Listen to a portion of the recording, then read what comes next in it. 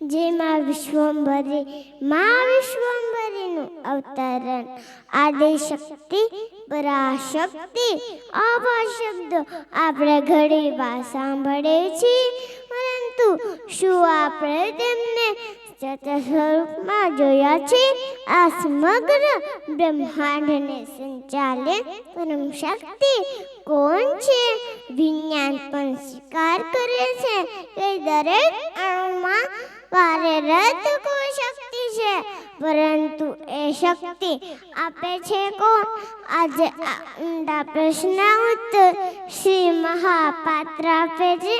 એક જ ઉત્તર છે, આ સંપૂર્ણ સૃષ્ટિની સર્જક કર્મની દેવી મા વિશ્વંભરી શ્રી મહાપાત્ર દ્વારા પ્રથમવાર મા વિશ્વંભરીનું ભવ્ય પ્રાગટ્ય થયું છે.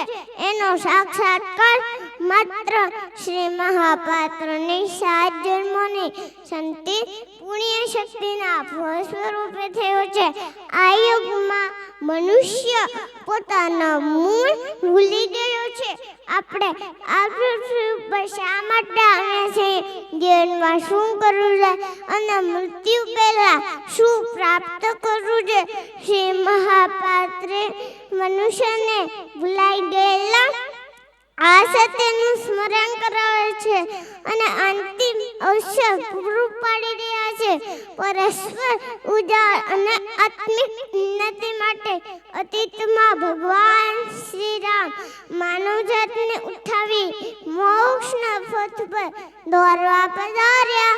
પછી ભગવાન શ્રી કૃષ્ણ આવ્યા અને જગતને સત્ય દેખાડી અને ફરીથી મોક્ષનો અવસર આપ્યો. અને હવે શ્રી મહાપાત્ર દ્વારા આપણે ફરી એક વખત કદાચ અંતિમ